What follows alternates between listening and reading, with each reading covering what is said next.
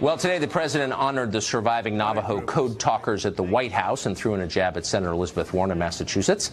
He called her, as he often has before, Pocahontas, and was swiftly denounced for his insensitivity. CNN's resident genius/White House correspondent Jim Acosta put it this way, quote, White House press secretary says Pocahontas is not a racial slur. Fact check, it is.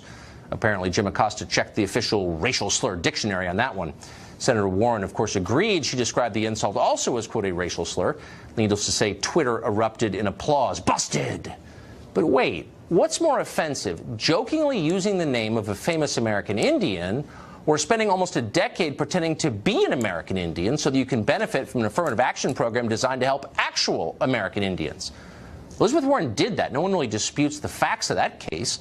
Warren stole the identity of a historically oppressed group for her own gain. Talk about cultural appropriation. Good thing she didn't joke about it, though. That would have infuriated Jim Acosta. He would have been back at his racial slur dictionary. That's about it for us. Being the Pocahontas comment. How do you feel about that? Well, I think, you know what? People hate context. Pocahontas, in this context, is not derogatory to Native Americans. It's a smear is when you are derogatory, when you use a term to be derogatory and basically say they're a lesser person. This is actually the opposite. What he's basically saying, here's a metaphor.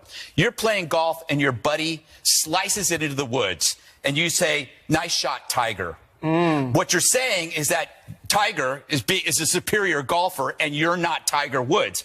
When when Pocahontas is basically saying, Liz Warren, you're no Pocahontas.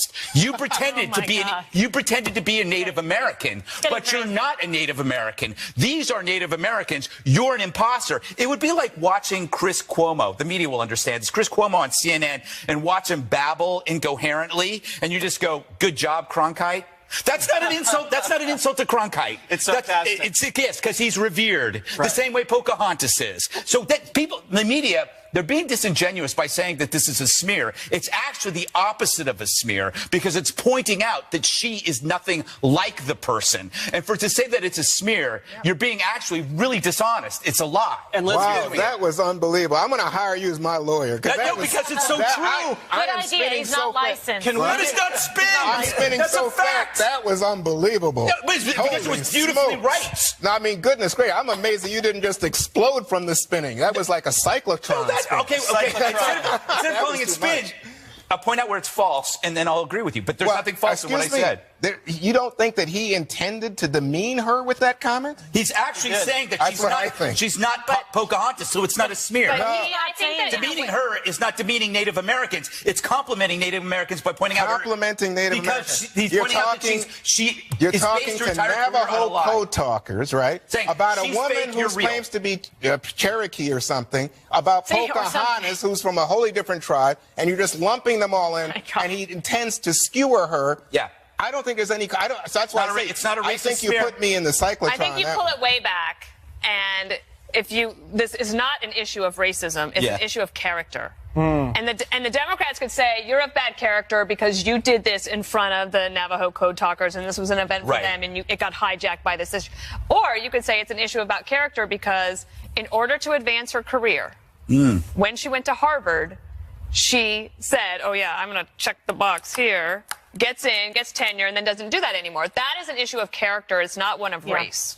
Before we get to Kimberly, and we're going to have you react to it, let's hear the media panic over the Pocahontas deal. Panic. Pocahontas panic. Not only did he say that, which is considered by many a racial slur, he was standing in front of a portrait of Andrew Jackson, who signed the Indian Removal Act that basically led to the Trail of Tears and basically a death march for these people. This White House is Wile E. Coyote. Every time they have a layup, they blow themselves up. He says the most bigoted things. He says the most ignorant things. And then what makes it worse is in the end, he really has no clue that he's doing it. Just because you say you're not racist doesn't make it so. Especially if you say, do, and defend racist behavior over and over and over again. Especially if you have lost your credibility by telling countless lies, big and small. So CNN is accusing Trump of losing credibility. That's rich. I mean, what do you think? Unhappy people, Kimberly. Well, I don't know. know. I mean, they really want to push this point. It's like they feel like they've got something here with some gravitas that they can make the case to say this is a president that lacks credibility. This is a president that's racist. But they're not. This fact does not support that premise. But nevertheless, they're sticking with it, whether it's CNN or whether it's MSNBC and Mika, et cetera.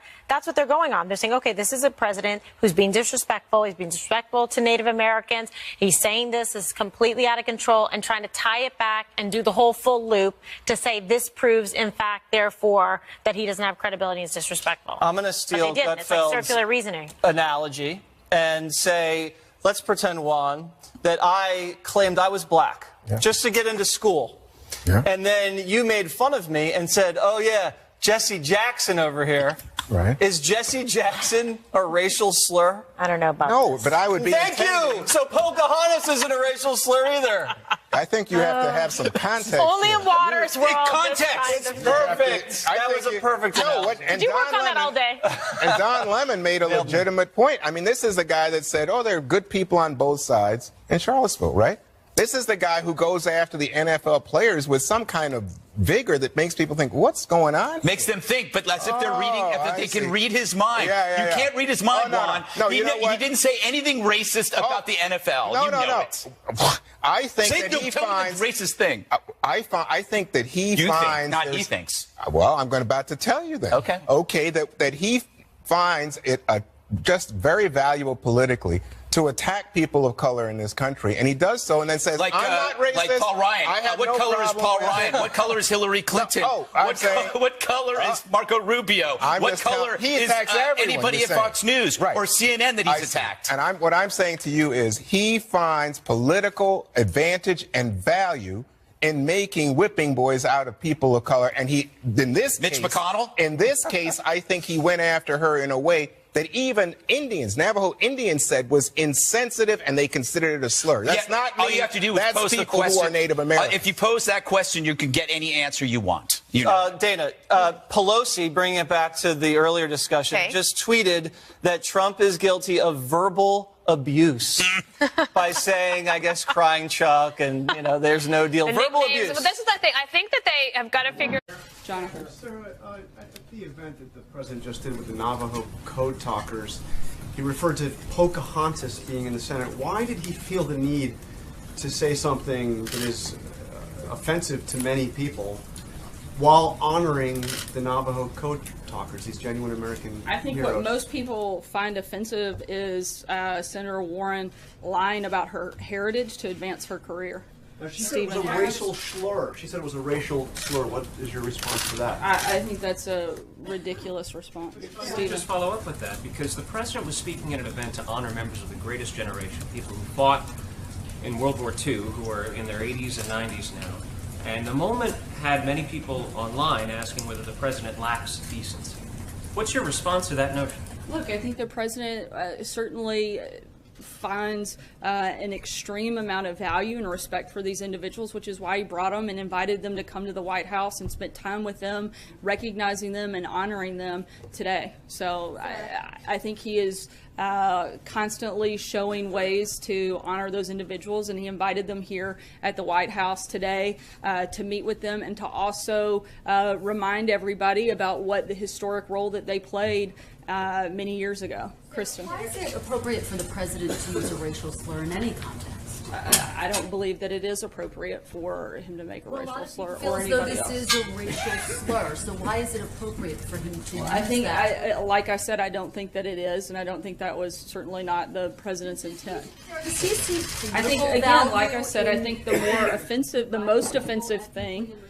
I'm sorry? Does he see political value in calling people out racially? Why use that? Look, I think that Senator Warren was very offensive when she lied about something specifically to advance her career. I don't understand why no one's asking about that question and why that isn't constantly covered. You could be two on Syria.